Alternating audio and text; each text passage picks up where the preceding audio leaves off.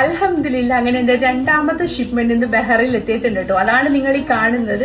ആദ്യം കൊണ്ടുവന്ന കളക്ഷൻസ് എല്ലാം ഓൾമോസ്റ്റ് സോൾഡ് ഔട്ട് ആയിട്ടോ. അപ്പം ആദ്യം ഞാൻ ചെയ്ത വീഡിയോയിലൊന്നും എനിക്ക് അത്രയും ഡീറ്റെയിൽ ആയിട്ട് നിങ്ങളോട് പറയാൻ പറ്റില്ല, കാരണം ഞാൻ നാട്ടിൽ നിന്ന് വരുന്ന നല്ല തിരക്കും കാര്യങ്ങളൊക്കെ ആയിരുന്നു കേട്ടോ.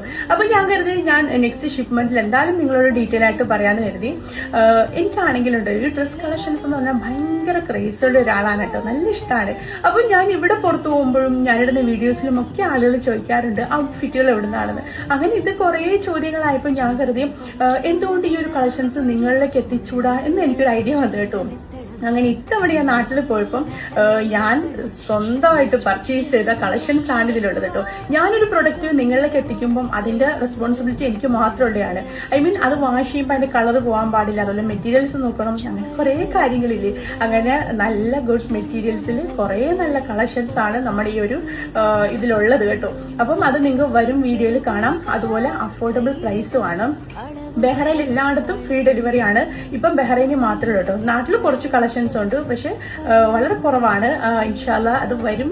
ഫ്യൂച്ചറിലേക്ക് നാട്ടിലും ആക്കണമെന്ന് ആഗ്രഹമുണ്ട് കേട്ടോ. അതുപോലെ കുറെ പേര് ചോദിച്ചിരുന്നു ഓൺ ബിസിനസ് ഒക്കെ ആയിട്ട് ഗീവ് അവേ ഒന്നും ഇല്ലേന്ന്. മറ്റുള്ളവർക്ക് വേണ്ടി ഗീവ് അവേ ചെയ്തിട്ട് ഞാൻ എന്റെ സ്വന്തം ബിസിനസ്സിൽ ചെയ്യാണ്ടിരിക്കുമോ? അത് എന്തായാലും ഞാൻ ഗീവ് അവേ ചെയ്യുന്നതാണ്. എനിവേ നിങ്ങൾ എന്റെ പേജ് ഒന്ന് ഫോളോ ചെയ്യണം കേട്ടോ. ഷാസ് കളക്ഷൻസ് എന്നാണ്. ഷാസ് എന്ന് വെച്ചാൽ കുറെ പേര് ചോദിച്ചു എന്താ മീനിങ് എന്ന്. SSAH happy, A attitude, S sophistication കേട്ടോ, ഇതാണ് അർത്ഥം. അതുപോലെ പേജ് ഫോളോ ചെയ്യണം. ഞാൻ എന്റെ നമ്പർ ഇതിൽ കൊടുക്കാം. നിങ്ങൾക്ക് കളക്ഷൻസ് ഇഷ്ടമായാലും എനിക്ക് വാട്സപ്പ് ചെയ്യും. നിങ്ങൾ ഇവിടെ ആയാലും ഞാൻ തന്നെ കൊണ്ടു തരുന്നതാണ് കേട്ടോ. അപ്പം നിങ്ങളുടെ സപ്പോർട്ട് വേണം. നിങ്ങളുടെ സപ്പോർട്ട് കൊണ്ട് മാത്രമാണ് ഞാൻ ഇവിടെ എത്തിയത്. തുടർന്ന് ഞാൻ നിങ്ങളുടെ സപ്പോർട്ട് പ്രതീക്ഷിക്കുന്നു. ഈ പെരുന്നാളൊക്കെ നമുക്ക് അടിച്ചു വിളിക്കണ്ടേ?